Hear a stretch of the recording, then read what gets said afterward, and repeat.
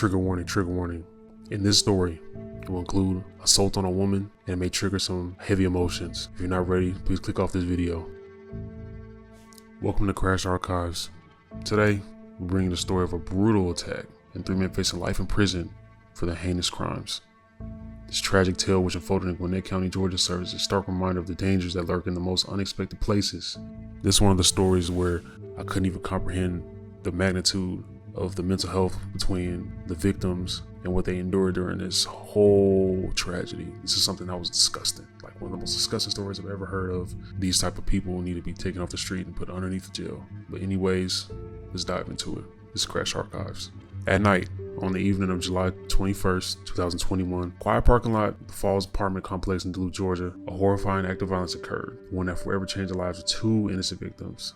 For the suspects, 20-year-old Elijah Neal Kearney, 21-year-old DeQuayne R. Livingston, and 18-year-old Deshaun Andretti Harris were each found guilty of one of the most brutal crimes imaginable: sexual assault, aka rape, aggravated sodomy, and armed robbery. Their victim, a woman who alongside her boyfriend became the target of their unthinkable aggression. This attack began when the 3 men, along with another suspect who had already been convicted in connection to the crime, encountered the couple in a parking lot. The woman and her boyfriend had parked the cars side by side each other, seemingly enjoying a quiet moment, but that peace was shattered in an instant. Without warning, the group of men approached the couple with weapons drawn, guns out, forced the boyfriend to the ground at gunpoint. This moment of terror is something no one should ever have to experience, but for this couple, the nightmare was just beginning. Held at gunpoint, the boyfriend was forced to watch as his girlfriend was brutally assaulted by the men. Their cruelty escalated as one of the suspects threatened to blow her brains out if she made any attempt to fight back or resist during the attack. This crime sends chills down my spine just thinking about it right now. The idea that somebody could do this is very, very demonic.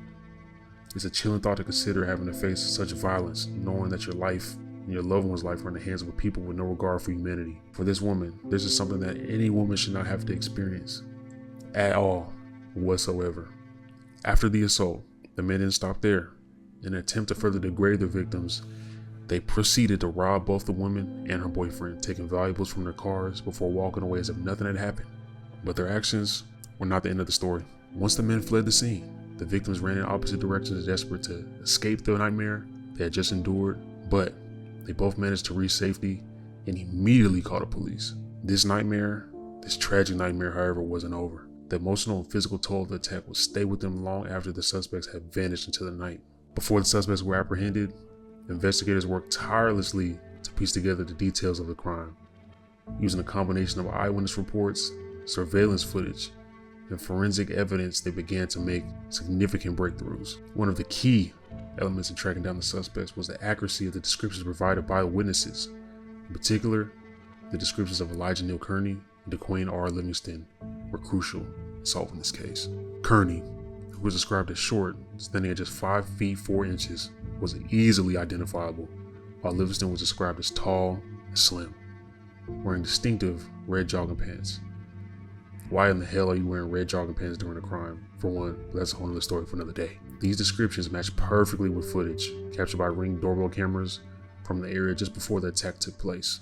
But it didn't end there. Investigators soon linked DNA from the assault kit to Kearney, providing irrefutable evidence of his involvement. And further forensic analysis revealed latent fingerprints found inside the victim's vehicle, matching those of 18-year-old Deshaun Andretti Harris. As police began connecting the dots, additional calls came in about other cars being broken into that same vicinity, and a stolen gun was reported from one of the vehicles. Days later, Kearney was a passenger in the vehicle that was stopped and searched just over a month after the incident. Inside that vehicle, the stolen gun. When investigators questioned Kearney, he admitted to being present during the assault and partially identified his co-defendants. But it wasn't just his own admission that linked him to the crime. When authorities searched his phone, they found frequent contacts and social media exchanges with Harris, further confirming their connection. And as for Livingston, his height, well over 6 feet, and the bright red sweatpants he had been wearing on the night of the crime made him easily identifiable in the surveillance footage. Piece by piece, all the evidence was falling into place. Thanks to the swift actions of law enforcement, the 3 men, Kearney, Livingston, and Harris, were apprehended and brought to trial. And in the end, justice was served. Each of these men now faces a life sentence in prison after a Gwinnett County jury found him guilty of their crimes. The R word, aggravated sodomy, aggravated assault, the crimes you don't want to commit when you're going to jail. Now they have to spend the rest of their life, they have to register as sex offenders too. This is crazy. These kids threw their life away just like that. They will spend the rest of their lives behind bars with no possibility of parole. But despite this verdict, there's no doubt that the damage done to the victims can never truly be undone. The district attorney, Patsy Austin Gatson, expressed relief and support for the victims, stating, "We are pleased that the court rendered a very strict sentence for the defendants. The victim is a heroic survivor of the defendants' heinous crimes. We pray that this sentencing will aid her in her journey toward healing." It's important to remember that while justice has been served, the true journey for the victims is only just the beginning. No amount of prison time can undo the trauma and pain they've endured. What we can hope for is that through the support of their loved ones in the community, they will find the strength to heal.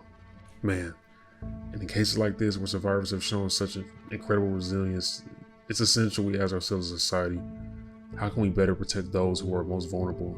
How can we address the systemic issues that allow such brutal violence to occur? Also, in this case, it also highlights the power of justice both in the courtroom and in our communities. While it may not erase scars of what happened, it does show that perpetrators of those crimes will face consequences of their actions. The victim in this case is not just a survivor of a horrific crime, she's a testament to the courage and the strength it takes to face this trauma head on and hopefully move forward. But with things like this, scars can only heal with so much. While this story may be one of violence and fear, let it also be one of hope. Hope that justice can be served, hope that survivors can find peace, and hope that we as a society will continue to work toward a safer, more compassionate world. Thank you for joining us for this important story. Remember, if you or someone you know is struggling with the effects of trauma, you're not alone. Reach out, seek support, and know that healing is possible. We'll see you next time on Crash Archives. Love.